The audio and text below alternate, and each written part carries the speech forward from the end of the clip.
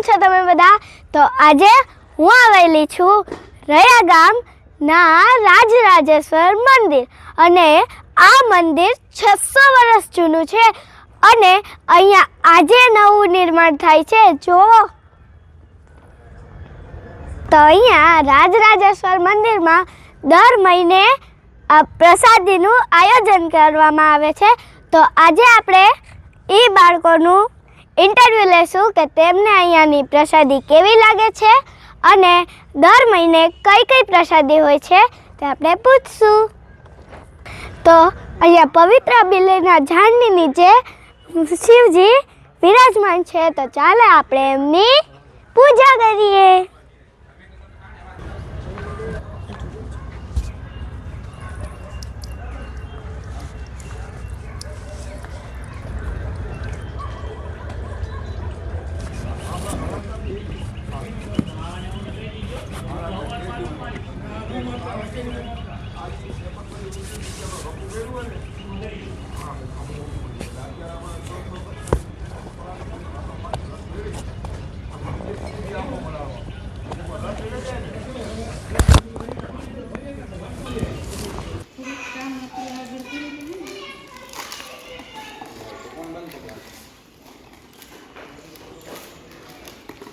કેટલી વાળી એ તો વાળી તો અમારા બેનો 30 છે આજે બીજી ના બીજી તો જોરથી બોલો મહાદેવ બોલો મહાદેવ જોરથી અરે છોકરા બજાર કરતા લ્યો લાઈન ઉભા રહેજો.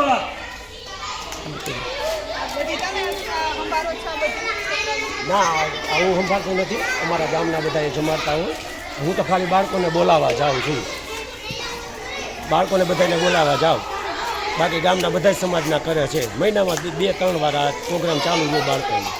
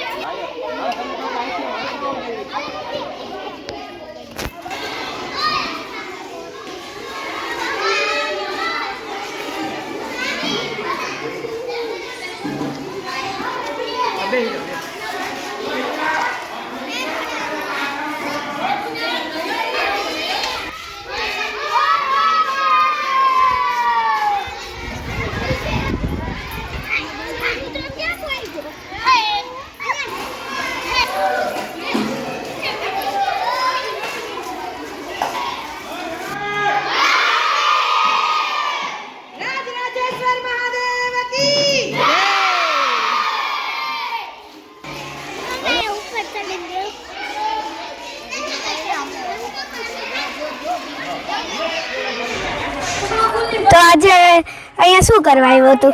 આજે અમારે જમવા આવ્યા છીએ બધા આખા રયા ગામના છોકરાઓ ભેગા થઈને અમારે જમી છે. તો તું અહીંયા રોજ આવસ? ના અમારે દર મહિને હને ખવડાવે છે. અહીંયા એટલે દર મહિને શું શું હોય? દર મહિને ચાઇનીઝ હોય, પાવભાજી હોય, દાબેલી હોય, વડાપાવ હોય વગેરે હોય. તું અહીંયા જમવા જ આવ્યો? હા અહીંયા જમવા આવ્યો. રાજરાજેશ્વર મંદિર છે અહીંયા રયા ગામમાં દર મહિને જમાડે છે. તો નામ શું છે? પરમ. તું આજ ગામમાં રહેશ? આ જ ગામમાં રહું. અહીંયા ટોટલ કેટલા બાળકો આવે છે? 400 થી 500 બાળકો અહીંયા જમવા આવે છે. સારે બેસીને જમીએ છીએ. અલગ અલગ વેરાયટી હોય. શું હોય? પંજાબી પુલાવ હોય, પરોઠા હોય, પંજાબી હોય, પાઉંભાજી હોય, દાબેલી હોય, સેન્ડવિચ હોય, ઘૂઘરા હોય, પૂરી શાક હોય, શ્રીખંડ હોય. બેન તું પણ અહીંયા જમવા આવી? હા. તને અહીંયા પ્રસાદીમાં દર મહિને શું શું હોય? પાઉંભાજી, પુલાવ ભાત, પછી ગુલાબ જાંબુ ને એવું બધું. તો તને અહીંયાની પ્રસાદી ભાવે? હા. તો અહીંયા છે ને આજે 400 થી 500 છોકરાઓ અહીંયા રાજરાજેશ્વર મંદિરમાં જમ્યું છે. તો જો તો જો બે બાળકો આપણને બોલાવ્યા. ચાલો આપણે એનું પણ ઇન્ટ્રો લઈએ. આજે અહીંયા શું છે?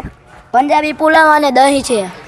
પ્રસાદીમાં હોય છે દર મહિને ઘૂઘરા, વડાપાવ, ગુલાબ જાંબુ, રસગુલ્લા, પછી વડાપાવ વગેરે વેરાયટી હોય છે.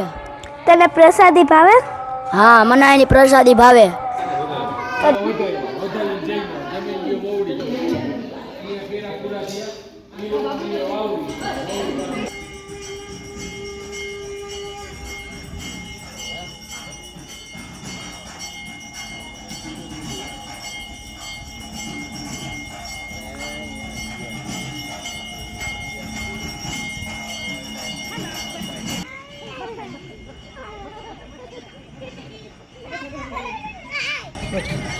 તો આજે હું આવી હતી રૈયા ગામ રાજરાજેશ્વર મંદિરે.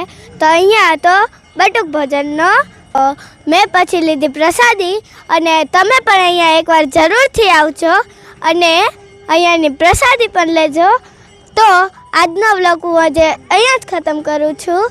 તો તમને અગર મારો આ વ્લોગ પસંદ આવ્યો હોય તો લાઈક, શેર અને સબસ્ક્રાઈબ કરજો. અને તમને આ વ્લોગ ગમ્યો હોય તો કોમેન્ટ જરૂરથી કરજો. મળીએ નેક્સ્ટ વ્લોગમાં. બાય.